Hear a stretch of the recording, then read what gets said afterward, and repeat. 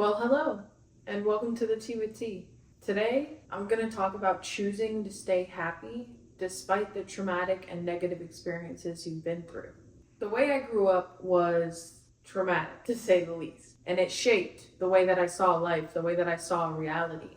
So, into my adult life, I saw life as difficult, as just hard for some people, and I was one of those people. That it would never be easier, that I would never be able to just be happy because these bad things would just always happen to me.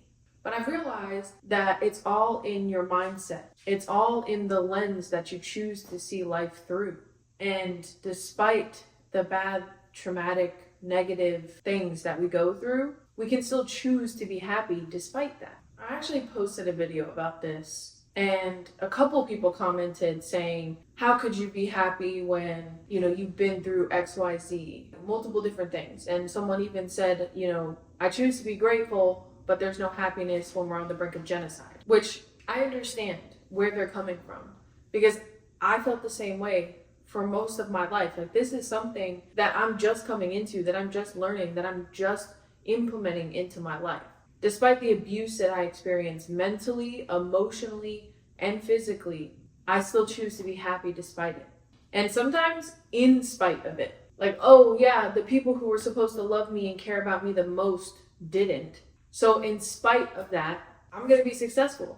I'm going to find someone who does love me and respect me and care for me the way that a partner should, rather than assuming that I can't find that just because the people who raised me that were supposed to love me more than anyone didn't. Most people, and myself included in this until recently, believe that when you grow up in a household with a lack of love and care and affection, that you will not be able to find that in your adult life. Doesn't mean you don't want it, but this core belief is instilled in you that that kind of unconditional love is just impossible to find for someone like you, someone like me. But that's just not true. And even to speak on something that happened more recently in my life, I was sexually assaulted last year.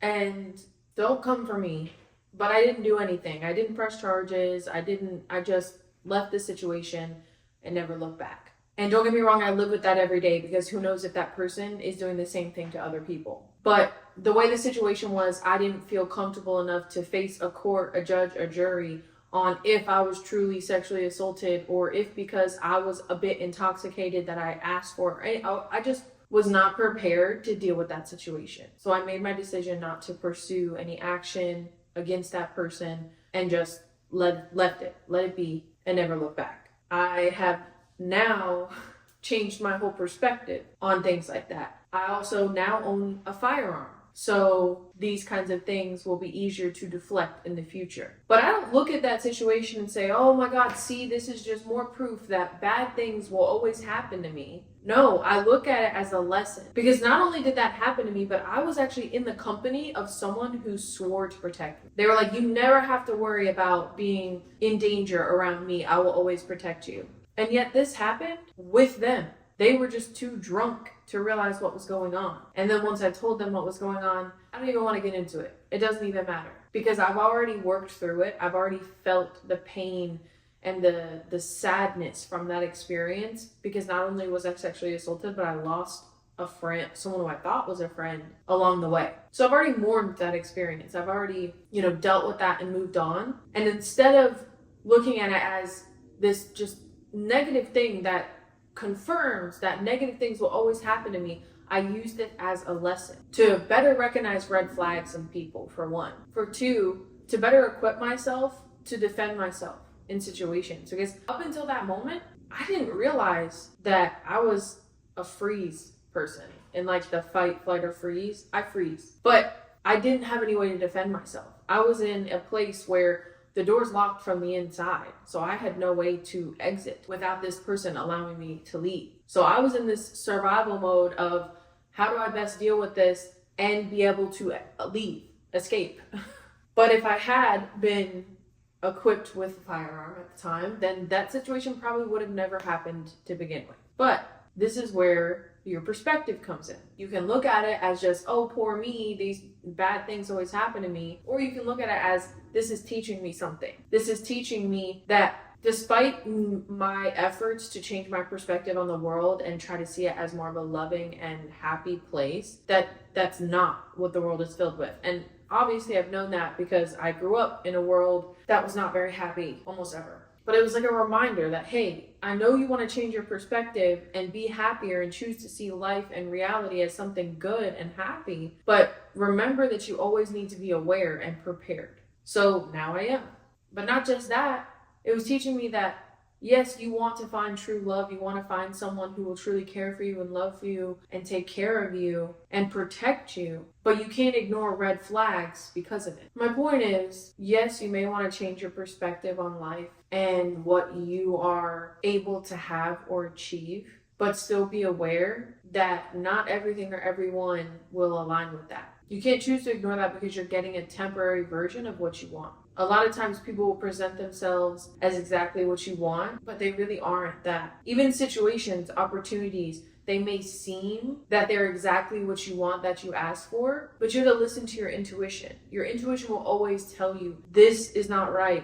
There's something about this that's not aligned. And despite it seeming like it's perfectly manufactured for you, and it's exactly what you asked for, exactly what you wanted, you have to be aware that you always have people in situations that seem to be perfect. But your intuition will tell you when it's not. You will know when there's something off and you choose to ignore it. But back to the main topic. I know I go off on these tangents, in subtopics of what my actual podcast topic is. And hopefully it can be helpful for some people.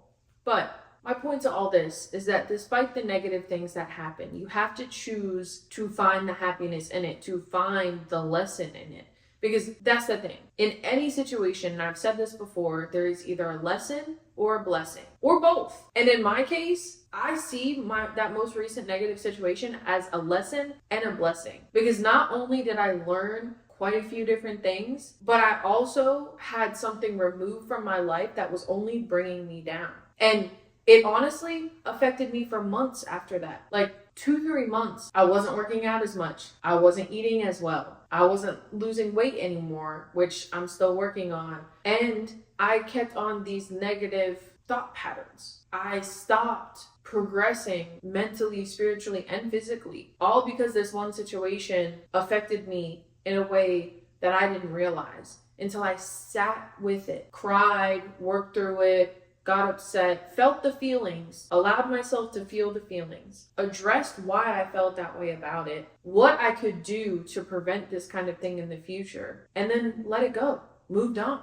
And ever since I did that, I've been able to progress again with my mindset. Mostly it's been mental. I'm still working on getting back on my physical game where I'm working out more again, or as now I'm only working out once or twice a week, whereas before I was working out 5 or 6 times a week. And even with my eating, getting back on a better path of eating better food and also fasting. Like today I'm fasting, and it's really all about how you choose to see things. Because when that situation first happened, subconsciously, I didn't realize that I was stuck in that negative mindset about it. On the surface, on the outside, I was like, no, I'm going through this, positive transformation of being able to transmute the negative into positive, so I'm not going to let this affect me. And it became more of just pushing it away and trying to ignore it, and my subconscious was holding on to it because I hadn't worked through it. So as soon as you work through these negative situations and support yourself, give yourself the love that you need, you can release it, let it go, and move on. And I know that this all sounds probably easier speaking about it rather than actually doing it, because I promise you it is a difficult process, but it doesn't have to be as difficult as we make it. Because we're taught that facing your fears, facing your shadow, facing all these negative things that happen to you, your trauma, is just awful. Like that's something you don't want to experience, it's something you don't want to do, when in actuality, when you do it, your life is so much better for it. You're able to actually move on instead of dwelling on these things, whether it be consciously or subconsciously. And I've noticed a lot of people are consciously dwelling on these negative things. Like even in the comments on that video that I was talking about earlier, someone talked about a situation that happened, from what I could tell, a long time ago. Because they said it happened to their boyfriend, who is now their husband. So I assume that situation happened a long time ago, and you're still dwelling on that. You're still sitting on that. And it wasn't even just what happened to him, but it was how someone treated her during that situation. Because she had a reaction, a negative reaction, and that person said something that maybe wasn't as constructive in the moment, but that person was right. Only you can help yourself. That's the thing. As much as you may want someone to be there for you, support you, help you, love you, no one can truly do that for you the way that you need it until you do it for yourself. And that's what I've learned. That's what I'm continuing to learn. Because ever since my divorce, I've had this thought or want or need, whatever you want to describe it as, because I don't need anything. Nobody needs anything except for themselves. So I've had this desire, we'll say, to have someone who actually loves me in a way that I need. Because I've had someone who loves me, but not in the way that I need. So now I have this desire to have someone who truly loves me for me and everything about me, all the changing that I go through, because I'm constantly changing for the person that I am, for the things that I like, for the places I want to explore, for everything I want to do, and for someone to want to take care of me, for someone to love the idea of just taking care of me. And not in a sense of supporting me financially or anything like that, because I'm perfectly capable of taking care of myself. But to have someone who, when I'm not feeling well, doesn't even ask, but just brings me soup, or, gets a warm cloth for my head, whatever it may be, you know what I'm saying? Like that, on top of actually loving me for who I truly am, and not trying to convince me that who I am is something bad or someone bad, or that no matter how much I shift and change in this life, that person isn't going to judge me or feel differently about me, because I'm still the same person at my core. The internal soul is still the same, but my preferences change, my desires change, where I want to go in life changes, what I want to do changes. I'm constantly changing. So my desire is to find someone who will love me and change with me and be okay with all this changing, because they don't love the external. They don't love how I look. They don't love, what I do or how I think or anything like that. They love my soul. It's a soul connection. So despite all the other things, despite how I look, how I talk, how I walk, where I want to go, all those, despite all the external things, they love my soul. Our souls just connect. And maybe I have high expectations for that, but that's okay, because I'd rather be single for the rest of my life rather than be with someone that doesn't give me that isn't that soul tie, that soul connection for me. But again, I go off on a tangent. My point is that it's all about perspective. It's all about zooming out and seeing that, yes, you experience these difficult situations, but life as a whole is joyous, is happy, is fulfilling, as long as you decide to see it that way. And as soon as you decide to change your perspective, life will conform to that perspective. The thing is, we're so stuck in this lack mindset, in this traumatic mindset. So many of us have PTSD. I was diagnosed with chronic PTSD. I was diagnosed with several things, and I was medicated, and I was miserable. And I know I've talked about this before. It's all about perspective, because then when I was diagnosed with all these things, I saw life as a struggle, as something difficult, that I would always have to struggle through life. And so I did. But then as soon as I changed my perspective, I didn't have to take medication anymore. I'm not on any medication. When all the things I was diagnosed with would warrant me to be medicated for the rest of my life. But because I changed my perspective on life, I'm able to deal with my past trauma. I'm able to deal with any new traumas that come up. I'm able to meditate to calm my anxiety. I'm not depressed anymore at all. I'm not depressed anymore because there's nothing to be depressed about. Depression is just suppression of expression. So when you express yourself, your feelings, what you want in life freely and openly, even if it's just to yourself, that depression fades, because there's no reason to be depressed when you are openly and freely expressing yourself without judging yourself, without telling yourself that what you want or what you believe is wrong. So despite all the trauma, despite all the negative things that may continuously happen throughout life, you have to choose to see them in a positive way. Where is the lesson? Where is the blessing? Even just this past weekend, I went out for the first time in a while. I don't have a lot of money. I just started a new job that I really, really like, so I'm waiting on a paycheck. I'm really tight right now. Well, I'm like, okay, I can spend $20.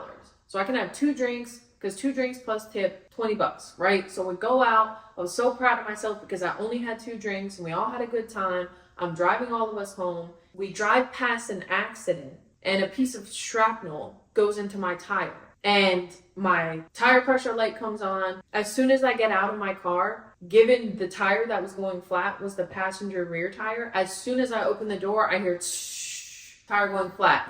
And on top of that, I just replaced 3 of my tires. I just spent hundreds of dollars on replacing 3 of my tires, and that was one of the new tires. So initially, my mind is like, oh my God, see, more proof that bad things always happen to me. I just replaced these tires. I just spent the money on it. Now I'm gonna have to spend money on a new tire that I don't have the money for, and all these things. I was like, everything happens for a reason. What if the reason that happened was because if that hadn't happened, later down the road, we would have gotten into an accident. There were 5 of us in the car, and it would have ended badly. You know what I'm saying? There's no way to know what would have happened if what did happen didn't happen. Everything happens for a reason. So I choose to believe that this happened for a reason. And yes, I've been driving on a donut and I'm literally scraping together cash to be able to pay for my tire to get replaced. But I'm so grateful for my life. I'm so grateful that I have a car. I'm so grateful that I had a donut to put on the car so I can still drive it until I can get it fixed. You see what I'm saying?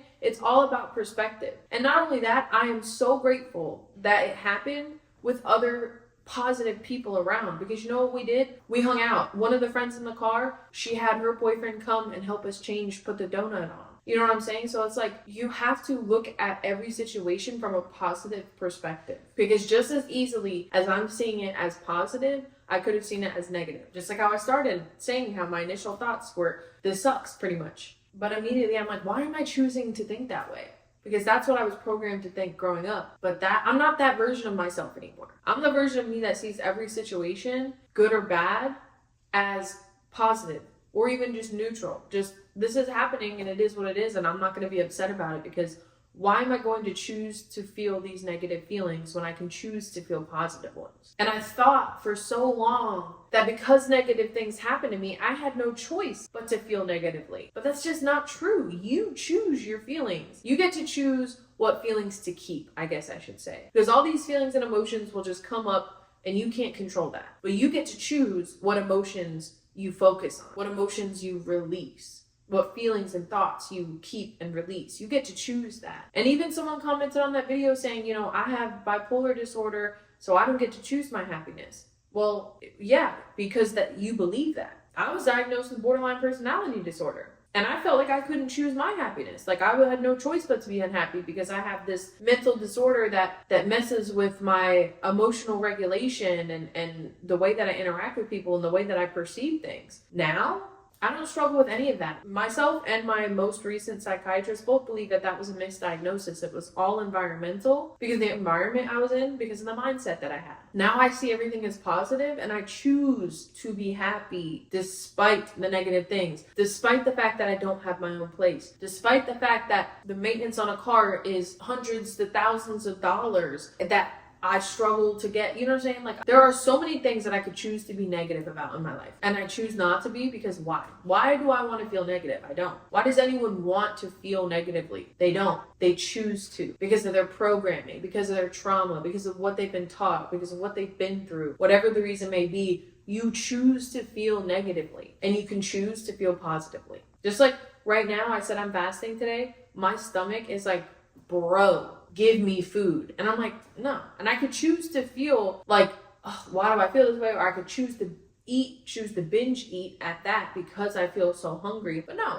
it also has to do with discipline. That's the thing. You choose your thoughts. You can choose to be negative. You can choose to be positive. But it's about the discipline in that as well. Because you can tell yourself, oh, we're going to look at this positively and pick out the positive thoughts. But if you're not disciplined in it, then the negative thoughts are just going to take back over. And that's what I had struggled with for so long. And I'm just getting out of that. Like I said, when my tire went flat, my initial thoughts were negative. And I said, nah. That's not how we're going to feel about it. So this is something I'm still actively working through, and that's why I'm able to share this with you guys. It's not like I haven't been through this myself. Like, I'm telling you from experience. Coming from a traumatic childhood with no affection, being mentally, physically, and emotionally abused, having an absent father, and not speaking to either of my parents anymore. That's another thing. I don't talk to my parents. I don't talk to most of my family. But I don't see that as a negative thing. I see it as positive, because I don't need negative people in my life. I need positive ones. I need positive everything. And yeah, people call this toxic positivity. You can call it that if you want, but that's only because you're not ready to have this experience. You're not ready to be this toxic positive person. This person who sees everything from a positive light. And like I said, you're still going to experience difficulties. You're still going to have negative feelings. You have to choose to observe them, address them, work through them, and release them. I'm not saying you're never going to be sad, you're never going to be upset or anything like that. You have to choose how you react to those feelings and how you handle them. You can't just, oh, my tire went flat and I don't have money to replace it, but I'm going to be happy anyways. On the surface, yes, that's just the general easiest way to say it. But it's like, okay, why do I feel negative about my tire going flat? Because I don't have the money to replace it right now. Okay, I'm negative because I feel like I'm unable to fix the problem. Well, when can I fix the problem? How could I fix the problem sooner? Figure out ways to resolve the feeling or to resolve the issue, and then those feelings change along with it. And if there is no way, like let's say there was literally no way for me to get the money to replace my tire, what I would do is say, I'm so grateful that I have a spare tire to put on my car so I can still use it until I eventually find a way to get the money to replace this tire. Because that's the thing, nothing is forever, everything is temporary. So the situation of me not being able to have the money to replace the tire is only temporary. The money will come, whether it be from a job or whatever it may be. It will come. And you have to trust that though too. You have to trust that you are deserving of a life of ease. You are deserving of money. You are deserving of love. You are deserving of all your desires. And they will come. Maybe not how you want them to. Maybe not when you want them to. But they will come. They're going to come in the best way possible for you. And that typically includes a lot of loss. You're going to lose people, you're going to lose beliefs, and you may even feel like you lose yourself because an old version of you is going to die in order to become a new, more positive version of you. I can't tell you just in the past year how many ego deaths I've had. And it's all just an emotional ego death. Because my ego wants to hold on to these negative beliefs, these negative perspectives, because they've carried me through life for so long. But this new positive version of me is like, no, we want you to die because you are not serving us anymore. And so I just choose to be happy. I choose to continue to have this positive outlook, this positive perspective, because the negative's no longer serving me. And that's what took me a long time to realize is, yes, that these negative perspectives, these negative outlooks did carry me through life through a lens of fear where I thought I was protecting myself. But that no longer serves me. It helped me when I was younger be hyper aware of my surroundings and how I needed to act because I lived in a house with someone I was always walking on eggshells with. So it did help me in certain aspects of my life, but it's no longer helpful. So that version of me has to die in order for this new one to emerge, to take over, so to speak. I've had people say things like, oh, well, that's like multiple personality disorder, or I think it's now called dissociative personality disorder, which I used to dissociate a lot. And it's like everyone wants to put a label on these things. And even one person in my comments was like, maybe you're schizophrenic. And I'm like, you can think that if you want, but I'm just aware of how the universe works, how reality works, and the fact that you are not your thoughts. So you observe your thoughts. These thoughts come into your head and you observe them and you get to choose which ones to keep and which ones to release. But so many people are taught that you are your thoughts. So when you have negative thoughts, you take them on, you become them instead of releasing them. And people, from my assumption, people think that this is like schizophrenia or dissociative personality disorder because it's almost as if there's multiple versions of you, because there are, but not in the way of having a disorder, in the way of we are these high frequency, multi-dimensional beings who can connect with our source, with our higher power, because that's who we are. We are our source. We are our higher power, our higher selves. So we can connect with that and then become any version of ourselves in any timeline, in any dimension. So there's a version of yourself that's living on the streets, that's in poverty, that's in all these bad situations. There's a version of you who has millions of dollars, has the house of their dreams, the car of their dreams, the partner of their dreams, and every version in between. They all exist, and you have the ability to become any single one of them, or multiple of them. You may cross through many of them, getting to the one that you really wanted to get to. But the thing is there is no arrival. You will always grow. So even when you think you get to where you want to be, once you're there, you're going to have other opportunities to grow and do things differently. So it's a never-ending change of perspective, of life, of personality, of dimension, of frequency, just never ending change. And so when you realize that, you stop putting this label on it of having a disorder, of having these voices in your head, when in actuality, there's one voice in your head that is truly you. The rest is the thoughts that you receive from past trauma, from future anxiety, from programming, from everything, from social media, from friends, from family. All those things pop into your head, but that's not you. You are the observer, and the observer chooses to be happy or to be sad. The observer chooses to observe whatever feelings are coming in, whatever thoughts are coming in, and then chooses what to release and what to keep. And eventually, even what you do keep, you will release at some point, because it's not good to hold on to anything, good or bad. Anyways, I've been talking for a while now, and I just feel very passionately about this because I have seen the way that it's changed my life. I've seen the way that it's changed other people's lives, to have this perspective, to truly understand what the universe and consciousness is, and to realize that it's not toxic positivity. It's seeing life from a different lens. It's knowing that you're going to feel sadness, you're going to feel upset, you're going to feel anger, you're going to feel all those negative emotions, but realizing that you can just observe them, figure out why you react the way that you do to them, work through it, and release it. And once you learn how to do that, the amount of time that you have these negative feelings is like minute compared to the amount of time that you have positive feelings. Like the amount of time that I had negative feelings about my tire going flat was nothing compared to the amount of time. It's been days since this has happened. I still haven't gotten it fixed yet because I haven't been able to. I'm hopefully gonna get it fixed today. Minute, that first initial, I would say maximum of 5 minutes, I had these negative feelings of, why does this always happen to me? I just paid to get these replaced. I just took money that I say I didn't have because it's in savings, and I need this savings to help me get through because I don't get paid enough to support myself month to month. So I'm taking extra money out of my savings. So then my savings isn't going to last me as long for rent and my car payment and all that stuff. And I'm thinking all these negative thoughts, but it's like, I have savings for a reason. You see what I'm saying? Like, this is the reason why I have savings. And no, I'm not able to take from that anymore, or else I won't be able to pay rent and my car payment and everything. But I had it at that time because I needed tires at that time. And now I'm figuring out how to get the money to replace it this time, because it's always going to work out. Everything always works out because I believe it will. So it does. Even if it doesn't look like it or feel like it at the time, after I get through it, I'm like, see, it always works out. It may not have felt great going through it.